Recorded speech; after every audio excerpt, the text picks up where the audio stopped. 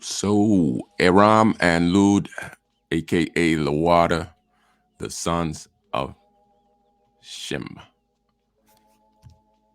So let's talk about a few more of the sons of Shem.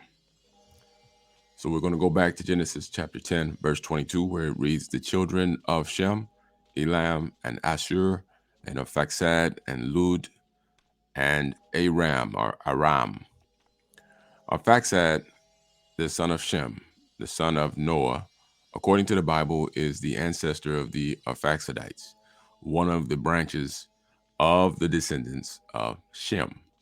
According to the Bible, Arphaxad lived 430 years before the birth of Abraham, and he is said to have been born 2 years after the flood.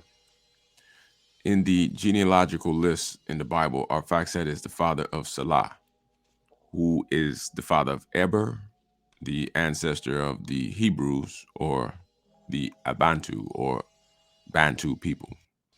Now, while there are not large traces of Arphaxad left today, as in the tribe names, he is the lineage from which Abram will ascend from. The next son is Lud. Lud is interesting as there are larger traces of his remnants or descendants found today. The trick is in finding these is to understand letter modifiers and comprehend a little bit of Paleo Hebrew. So Lud in the Paleo script is Lawada, Lawad. Today we found a village in Niger, the land of Aram and Ashur, and the village was named Lawadi. Lawadi. Lawadi is situated near the towns of Langanari and Kalkili. Lawada or Lawadi is in modern-day Niger, where the sons of Shem spread out after the dispersion of the Tower of Babel in Shinar, or modern-day Sudan. As the comedian Kevin Hart once said, often you cannot make this stuff up.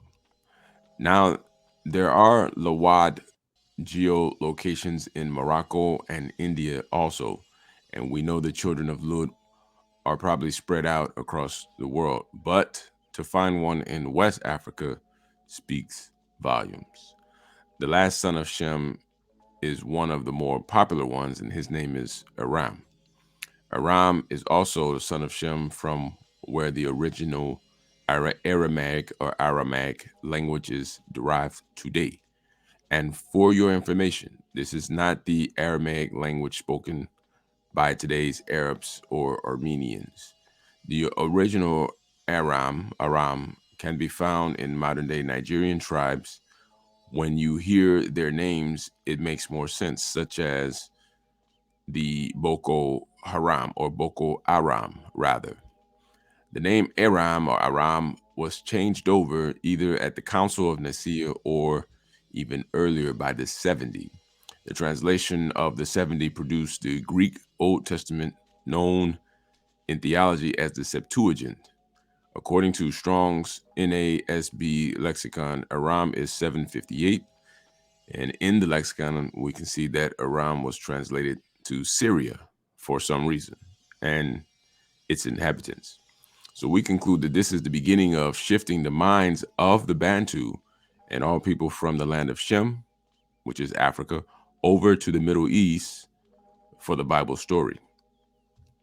However, Aram, the son of Shem, the son of Noah, was the ancestor of the Aramaic people, an ancient Semitic or Shemitic people who settled in Western Africa and called the land Sumer, or Mesopotamia, biblically speaking.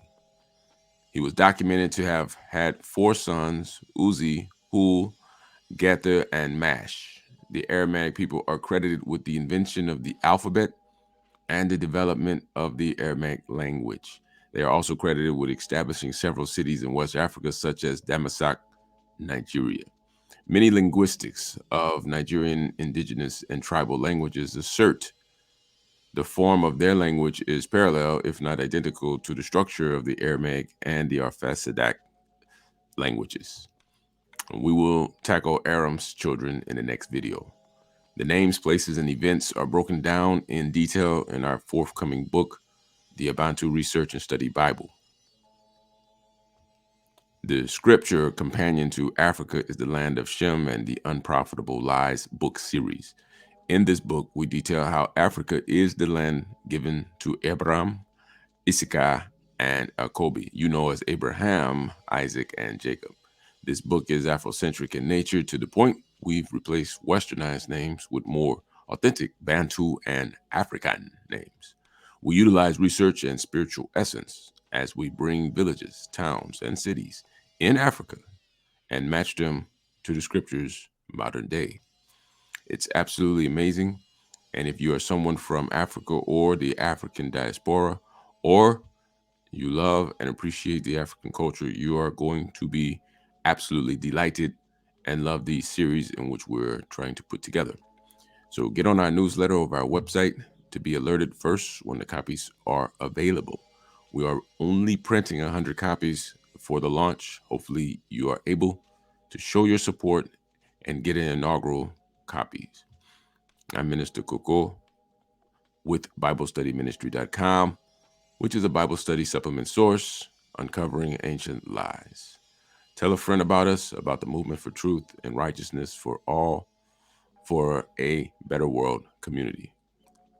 With all love and spiritual regards, we'll see you next time.